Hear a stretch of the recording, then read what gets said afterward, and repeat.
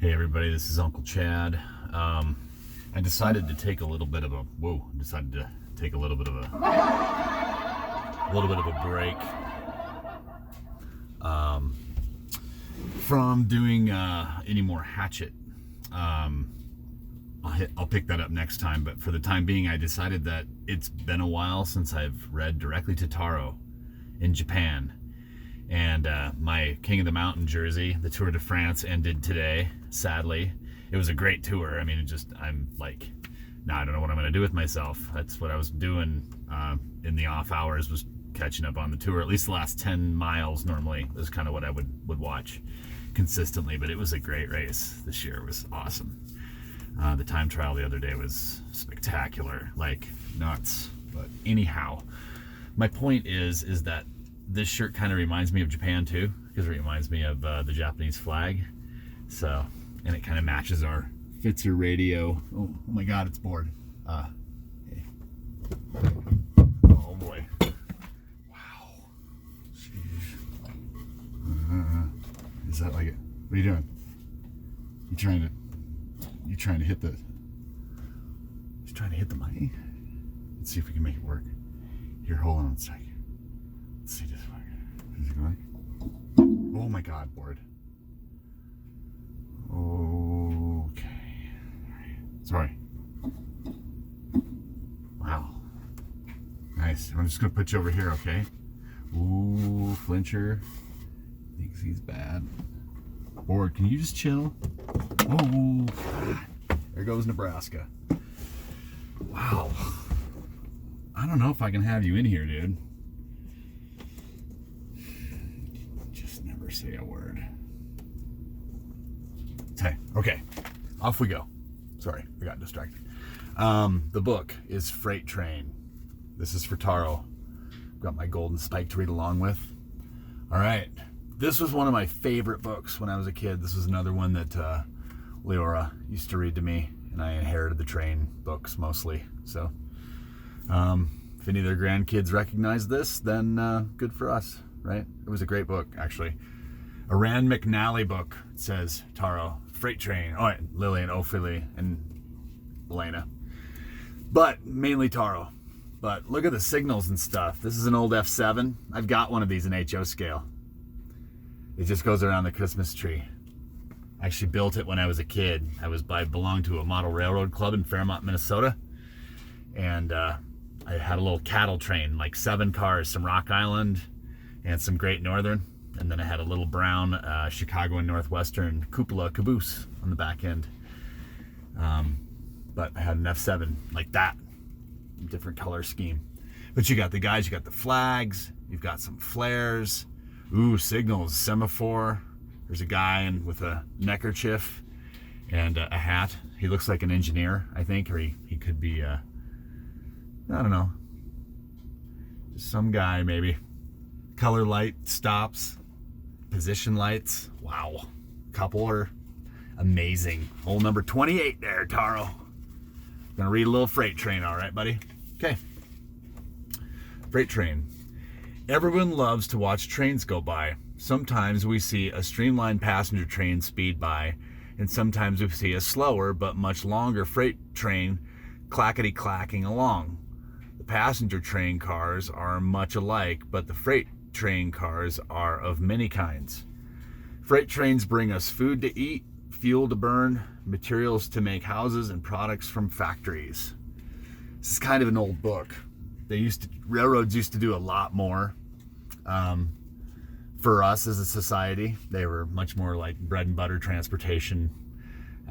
We were much more reliant upon them. We didn't have as good of roads, but they're still basically the same. So this is the diesel cab. See, this is an old first generation EMD they're looking out of there.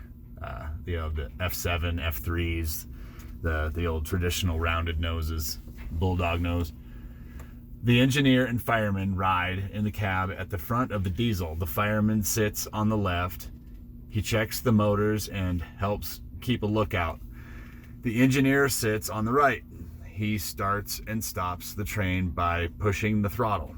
He carefully watches the signal lights And at highway crossings, he gives a warning signal. Beep, beep, beep, beep. Just like that, see? They're just looking out the window. Here it comes. Little house or a church coming up there on the left. Some hills. Yep, clear. High ball, boys. And here we have the old boxcar. Yep, the old American iconic boxcar. North American railroading. Yep, the boxcar looks like a box on wheels. It carries things like hardware, wheat, and furniture. Some boxcars are extra long, some are extra high. Those that keep food cool are painted yellow and are called refrigerator cars, or reefers. The smaller number on the side tells how many pounds a car can carry. The name tells which railroad owns it. There is a sliding door in the center through which the car is loaded. They don't use box cars a ton anymore. There's more like boxes being carried on flat cars, essentially, or trailers. Sometimes they used to. They have piggybacks, you know. But grain is in like different kinds of hoppers now, enclosed hoppers and stuff with gravity fed. So like that they've been around for a long time. This is a really old book. But anyway, this guy's like, hey, where are we taking this thing? Guy's just chilling out in the boxcar. Ooh, guys, we have a chemist, I think. The tank car. It's easy to pick out the tank car on the train. They look like great big black barrels on wheels. The tank cars usually carry crude oil from the oil fields where it's pumped out of the ground to refineries where it's prepared for use in heating homes and factories and in keeping machinery running smoothly. There are special tank cars to carry other liquids such as acids, syrups, and chemicals. These are still around. Still have these. Ooh, here's one. This is one where we don't see too much anymore. They used to have stock cars, like they used to have trains full of animals, which just, it boggles my mind. I mean, I have these cars in HO scale. Like if you ever just dreamt of being like a cattle baron in HO scale, like you always had to have some stock cars and some cattle laying around. Like Ipswich was like near Selby is where they used to unload a lot of cattle. And like Wayne, my stepdad, my mom's second husband, he used to talk about riding on stock car trains and stuff on the Milwaukee, which was cool. So I like this page a lot, but it's nuts to me that you just put livestock on a train, because like they seem kind of slow, but back then they would get them right along. So railroad was very different back then. But anyway, here we go. Stock cars carry cows, pigs, sheep, and horses. The sidewalls have openings in them so that the animals can get fresh air. If the car is carrying pigs or sheep, it usually has 2 decks. Animals must be fed and watered on the way, so a caretaker rides on the train to care for them.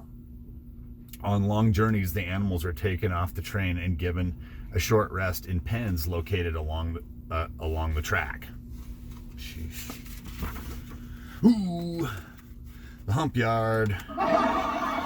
Yes, sirree. See, this page right here, for anybody that knows me at all, like how much I love, like I'm obsessed by trains. I used to if you know my grandma Leora, like she used to read this book to me, and I would look at this and it was just like incredible. I understood what was going on, kind of. Just the gravity just makes sense, sort of the perspective, but like then the sprawling yards and just like the way that it was working, I've always loved this page.